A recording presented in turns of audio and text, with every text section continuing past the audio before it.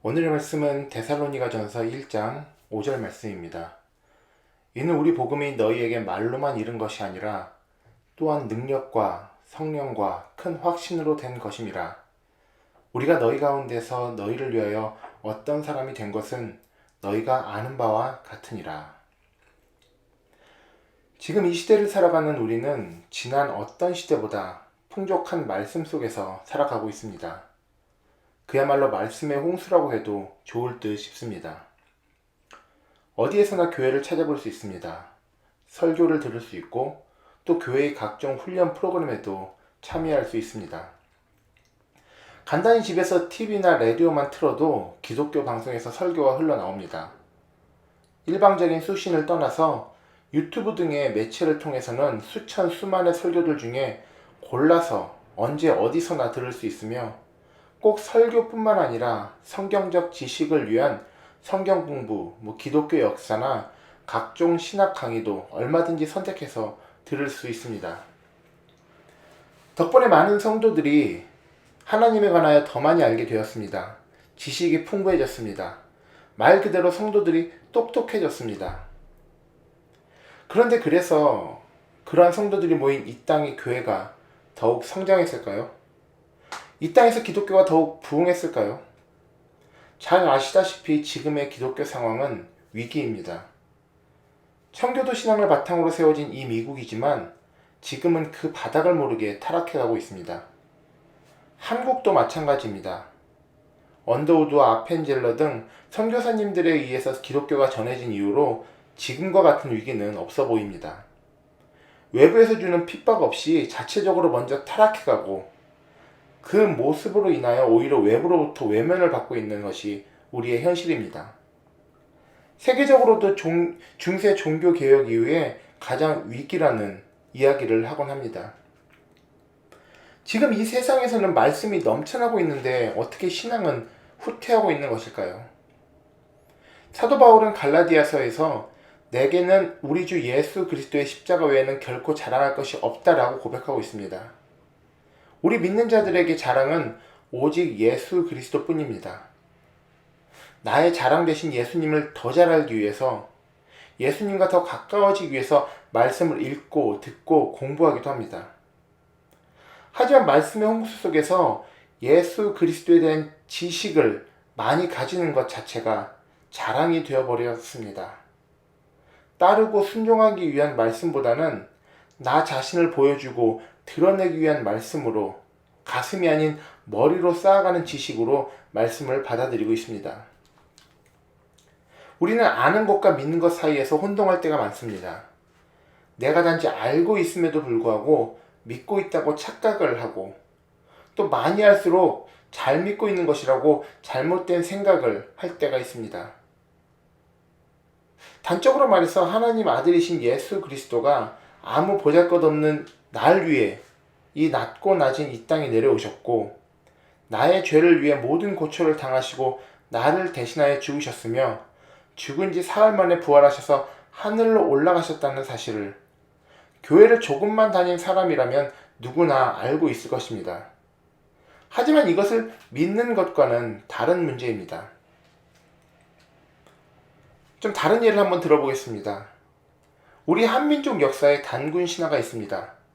곰이 100일 동안 쑥과 마늘만 먹어서 사람이 되었다는 이 신화는 한국에서 초등학생들도 모두가 아는 그런 이야기입니다. 하지만 말 그대로 신화이고 어떤 보편적인 지식일 뿐 이를 믿는 사람이 있습니까? 물론 종교적으로 이를 따르는 분들이 계십니다.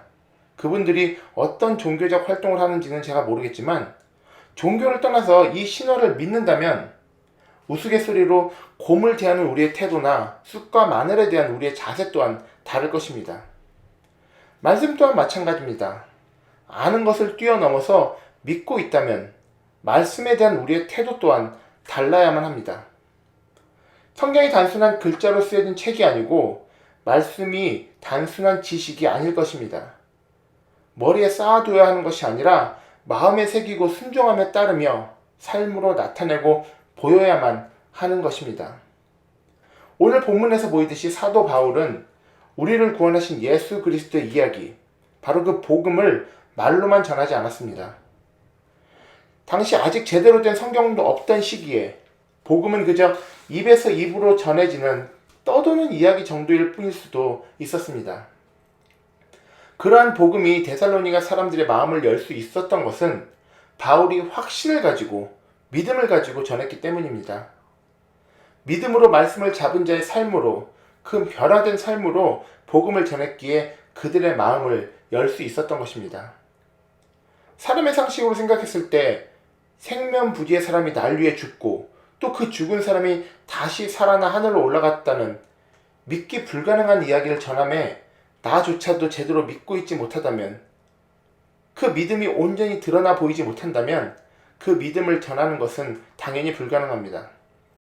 아무리 많은 지식이 있어서 화려한 말로 또는 언변이 좋은 말로 이야기를 전한다 할지라도 오히려 세상적 이치에 반하는 이야기가 통할 수는 없는 것입니다.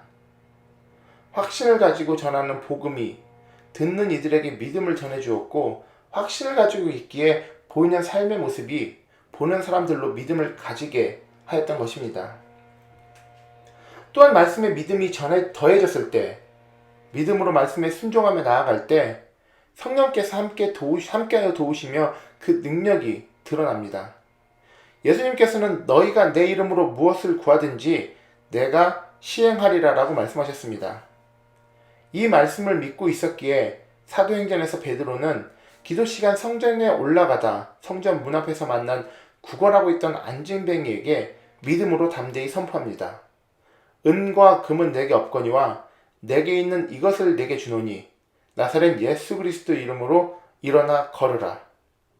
그때 태어나면서부터 안진뱅이였던 그는 걷기도 하고 뛰기도 하며 하나님을 찬송하게 되었습니다. 말씀에는 분명 능력이 있습니다.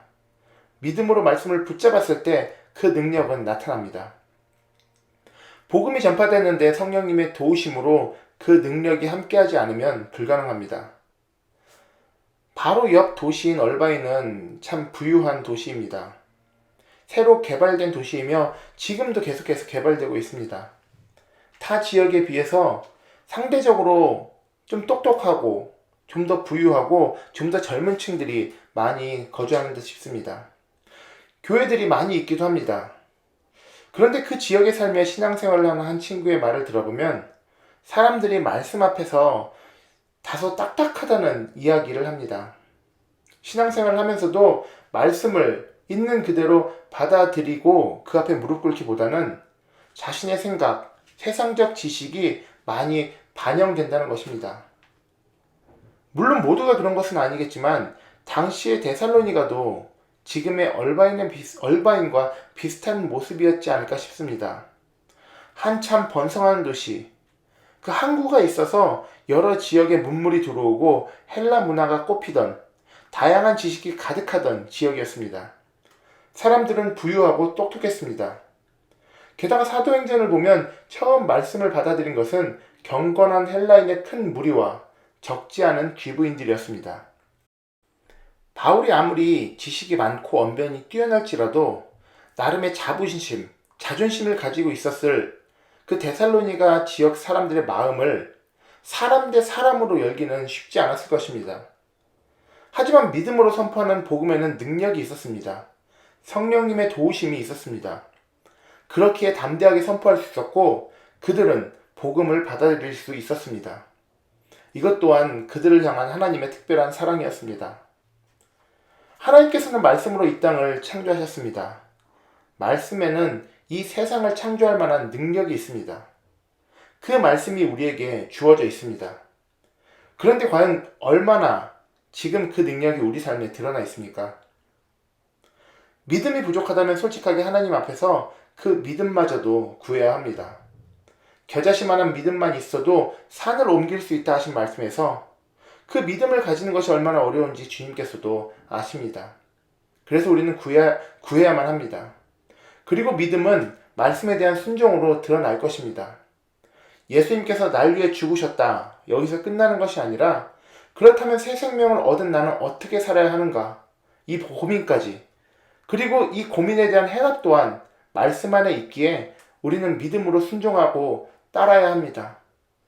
그때에 성령님 우리와 함께 하시며 힘과 능력으로 도우시고 크고 놀라운 하나님의 손길이 우리 삶에서 새 일을 만들어 가심을 볼 수 있을 것입니다. 그러한 우리의 삶이 하나님을 보이시는 그 복음을 전하시는 우리 모두의 삶 되시기를 예수님 이름으로 기도합니다.